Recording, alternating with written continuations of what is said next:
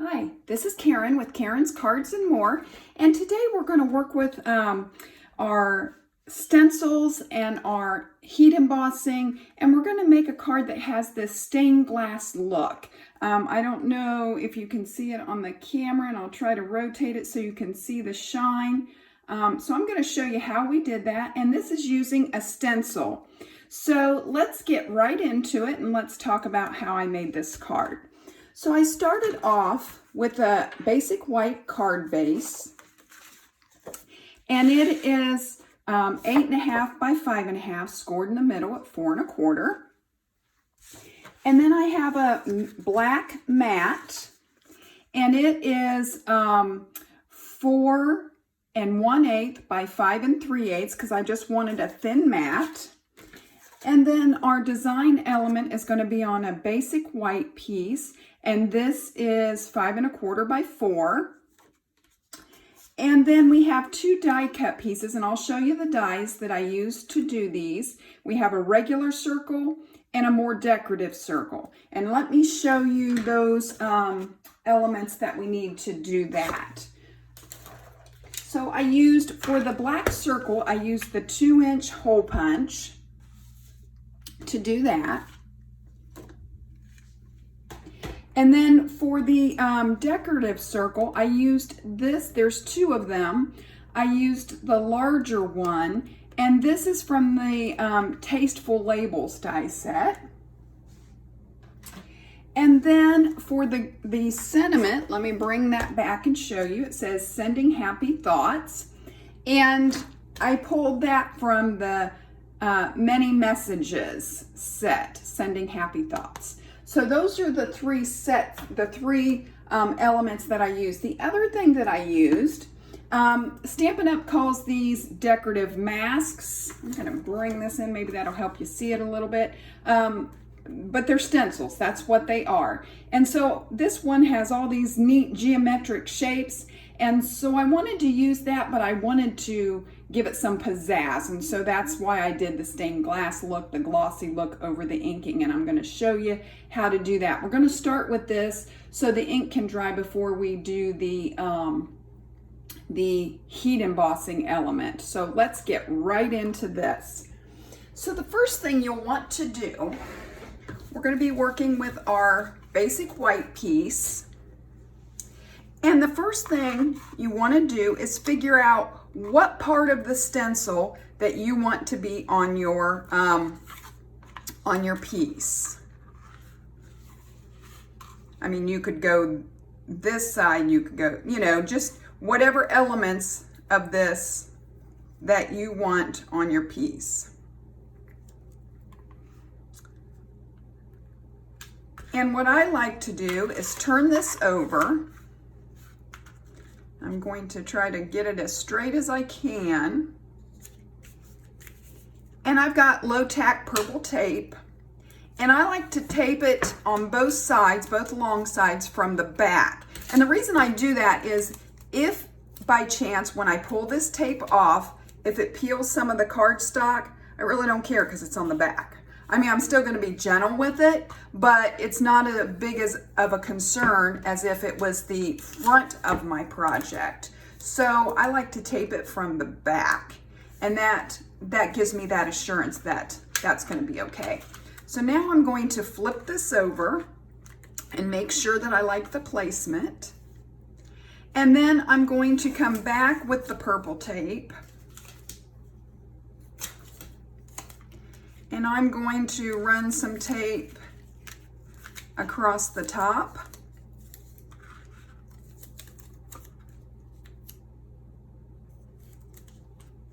To hold everything in place. By putting the tape on there, I know it's a little sticky if you run your hands on it, but it keeps your cardstock from moving when you're working on your blending. And while I'm taping this down, I'm going to put another piece of this at the bottom. While I'm doing this, let me talk to you a little bit about Stampin' Up! Now has blending brushes, and I just got mine. I had been using a cheap set. I just bought makeup brushes. You could even tape it down. I think I'm going to on the other sides as well, just to make sure it's good and secure. So I was using some cheaper brushes, and you're going to see that in the video, that I'm going to have some that have colored handles, and those are not Stampin' Up brushes. And they were just, you know, they weren't expensive. I just wanted to get started in ink blending. And so I bought these brushes. Well, you know, when I first started doing it, I had a little bit of trouble with my blending, and it wasn't coming out the way I wanted to. And then I went to the Stampin' Up blending brushes, and you get 3 in a pack, and they're pretty good size. And oh my goodness, the difference in the way it blends, it is amazing. So I'm definitely going to be upgrading all my brushes. I had some that were already the colors I'm going to be using, so I'm going to go ahead and use those, but I'm definitely going to upgrade to all Stampin' Up because they were just, it was just night and day, the difference. But what I do is I have one that's all my reds, one that's all my pinks, one that's all my blues. You could even do the pink and the red on the same one as long as you wipe it off real good in between. So let's get right on what colors of inks I'm going to use for this part. Across the top, I'm going to use Poppy Parade, and then I'm going to come in with some Daffodil Delight, and then I'm going to do some Pacific Point, and I'm going to end at the bottom with some Gorgeous Grape. So that's the order I'm going to go in. So I'm going to get all these opened up and ready to go so that I can just start blending and keep on going down the list. The hardest part for me was deciding how much of each color, you know, because basically I wanted to do it in force. But as you can see on this, I probably came in a little more with the Poppy Parade, which made all the others a little smaller, but it totally doesn't matter. It's your piece of work, your piece of art, so you can definitely do whatever you want to do. So with that in mind, let's just go ahead and get started. So I'm going to start with Poppy Parade. And I have this taped down just on a scrap piece of cardboard that I had, just something that I didn't care if I got ink on. So, and here's my blending brush. Now this one is a Stampin' Up brush for my Poppy Parade, and I'm just going to get some ink on there. And I like to start off the cardstock, and I'm just going to come in and I'm going to do about 1/4 at the top.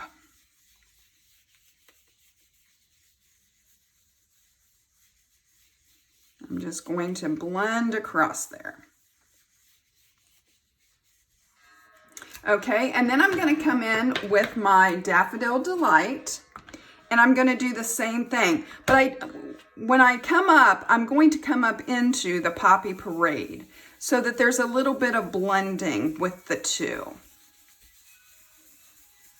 And this is a lighter shade, so it might take a little more ink than the Poppy Parade does. The Poppy Parade is kind of a bolder color, so it didn't take as much ink. But the Daffodil Delight might take a little bit more. So I'm just going to blend until I get it where I want it.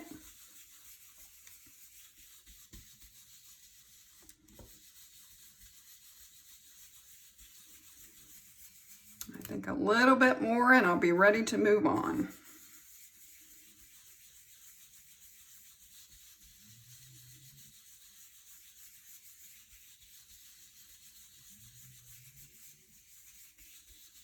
Okay, I think I'm good with that. And then I'm going to come in with the Pacific Point. Now you could do these in any order that you wanted to do them. If you like a different order better, you could definitely do that. This is just how I decided to do mine, but feel free to change it up and make it your own. Again, I'm going up into that. You can see how it makes a little bit of a green look, but I'm okay with that. I wanted a great gradient look there. Okay, I think that's good with the Pacific Point. And then lastly, I'm going to come in with the Gorgeous Grape. And it's the same process. I'm just going to get some ink. And if you can see this kind of harsh dot, that's why I start off the paper and come in, because it helps avoid that to a degree.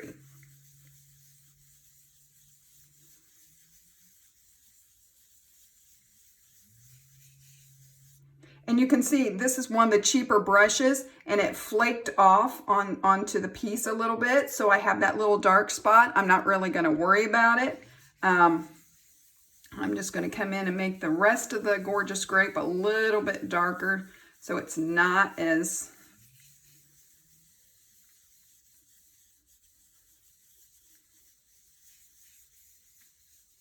And I'm going to blend where they go together, the two colors meet.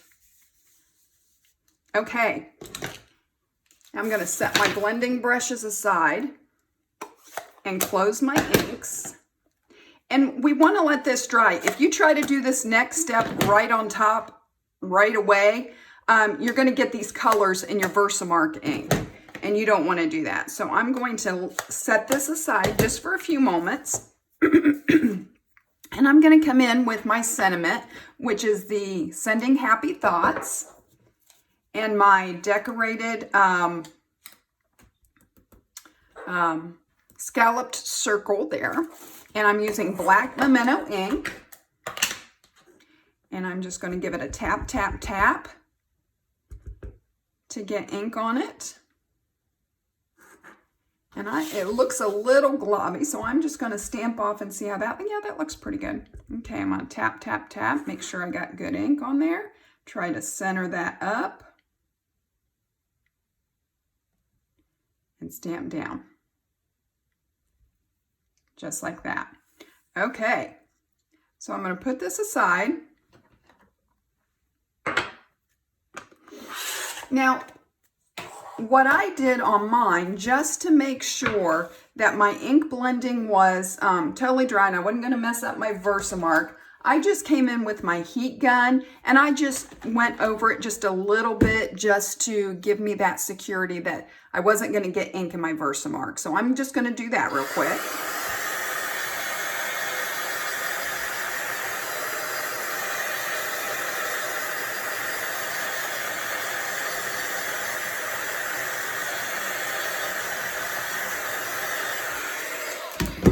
Okay, and I think that's good. And you don't want to do it too long or you might, I don't know that the plastic on the stencil would melt, but I didn't want to take that chance. But it looks like it's good and dry. Yeah.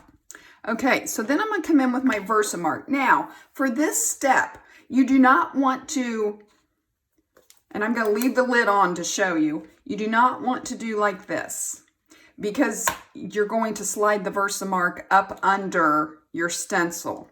So what you want to do is you just want to press down and you want to make sure that you're getting all the way across. And I went back and forth all the way down the project. And then I came back up just to make sure that I got all the areas. And you're not going to see anything at first. I mean, right now, you're not going to be able to tell much about it.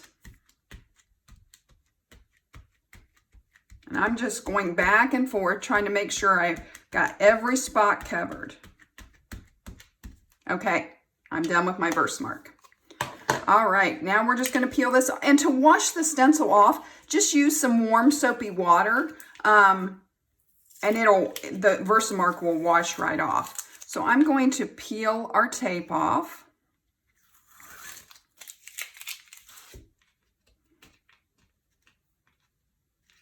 Now you could try to save your purple tape and use it on something else. I don't, I just pull it off. Okay, I'm going to pull this up. Being careful where you touch your project, because you got that Versamark ink on there, and you don't want to put your thumb in it and wipe off the Versamark, because then you'll have a blotch in your finished project. So I'm going to take it from the back, and I'm going to pull this purple tape. That gets my stencil off. And then I'm going to just hold it from the sides to pull this purple tape off the back. That way I'm not getting my fingers in my Versamark. Just holding it from the sides. Just like that. And I'm just going to bring in, I have a scrap piece of paper that I work on, that I stamp on, that I emboss on. And I'm just going to bring that in to catch my my embossing powder. And I'm going to go over this with clear embossing powder. So I just sprinkle it over there.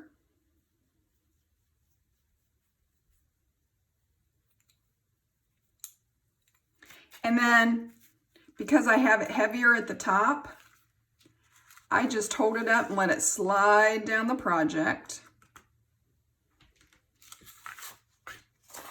And pour this back in.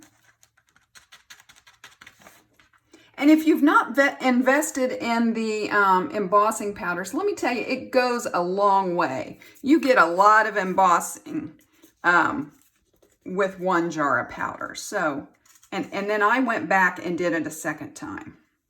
So the white areas are where that's where our stencil was, and there's no Versamark, so the clear embossing powder is not going to stick. Okay, just like that.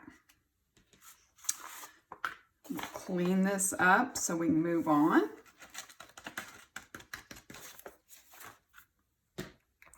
Now we're ready to heat set our embossing powder. And this is going to be a real subtle thing to see because it's clear. And that was the point, to give it that stained glass look. But as the heat works, and I'm going to go ahead and turn on my gun so it can be heating up. As that heat melts that powder, you're going to see it turn glossy. And that's the look that we're going for, okay? So I'm going to bring this in, and I'm going to hold it up here at the top so I don't burn my fingers. And you can see it starting to melt. And you can see the colors change a little bit. And you just want to be watching to make sure that you get all of the areas to turn glossy. Okay, there we have it. So now, and I don't know how well the gloss is showing up, but you have a real glossy look. And where the colors, where we faded the colors from one to the other, it gives a real neat effect. And that's why I call it a stained glass look. Pretty neat. I love how that works. And you could use any of your stencils. You wouldn't have to use this one. I just like the shapes and everything associated with this one. So that's why I used it. But you could use any of your embossing folder or your stencil sheets for this. So now we're going to work on putting the card together, and I'm just going to let that cool a minute. And I'm going to come in with our stamped sentiment. I'm going to bring in my Stampin' Seal, and I'm just going to put this on the back.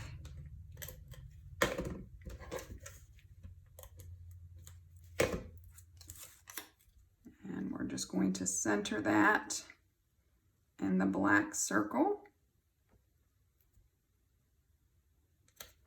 Just like that.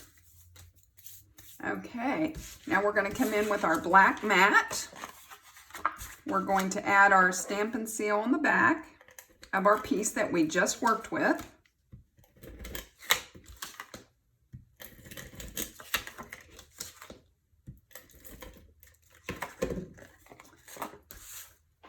And I like to use the long side to line up. Now remember, this is a narrow mat that we have, just 1/8 of an inch on each side. So And that side's a little, let me try to do this side. I'm trying to keep my head out from under the camera while I do this.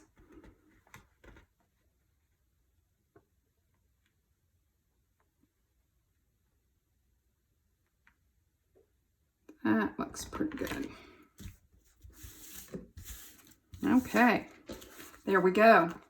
And then I used, if I can find it where I hit it, I'm using this black sparkly ribbon. Trying to see what it's called, glittered organdy ribbon, and it's black with some silver flecks in it. So I wanted this to go across the middle. So I'm just going to turn this over, and I'm going to run some Stampin' Seal on each side.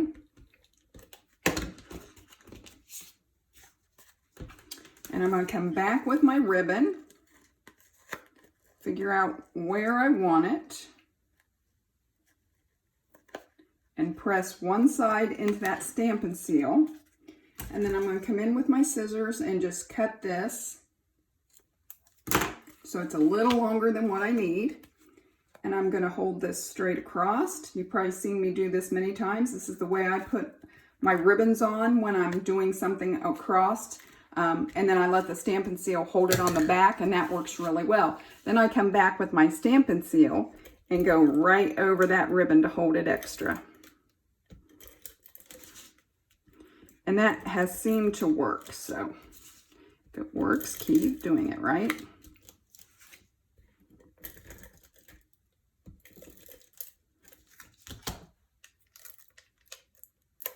My Stampin' Seal's getting off the roller a little bit. Okay, now we're ready to put it on our card.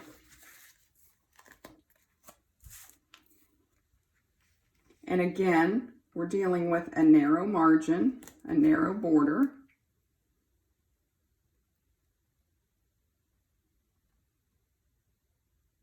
That looks good. I'm going to hold that down. And then as an extra nod to the ribbon to hold it, I'm going to go ahead and fold this. Just an extra, you can see how it's lifting. That's okay because we're going to put this down and it's going to help hold that down. So I'm just going to come in with some dimensionals and my Take Your Pick tool. And we're just going to put these on the back here.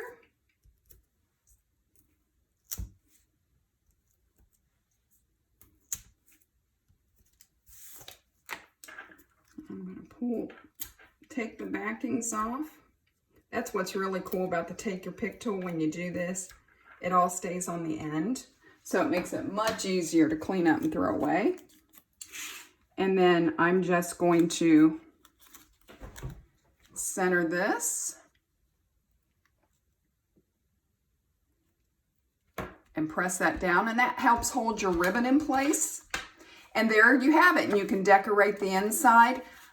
I thought about using some black gems on the front, but I decided I wanted that stained glass look, that gloss look that I'd done. I wanted that to be the star of the show. So I did not use black gems. You could definitely come back in and add some black gems and dress it up a little with that if you wanted to. I just wanted the shininess to come through. So there you have it. There's the sample that I had, and then here's the one I made today. I hope you've enjoyed this. I hope you'll give it a try. Check out what stencils that you have. Any of the products you've seen me use today, if you don't have them and you don't have a Stampin' Up demonstrator, hop on over to my online store, karensmith.stampinup.net, and you can order any of these supplies there. Check out my Facebook group, my Facebook page. I do Monday night lives on my Facebook page, so you definitely want to check that out. If you haven't subscribed to my channel, do that. Give me a thumbs up, hit the notification bell. You'll be notified every time that I upload a video. Again, I hope you've enjoyed this, and I'll craft with you again soon.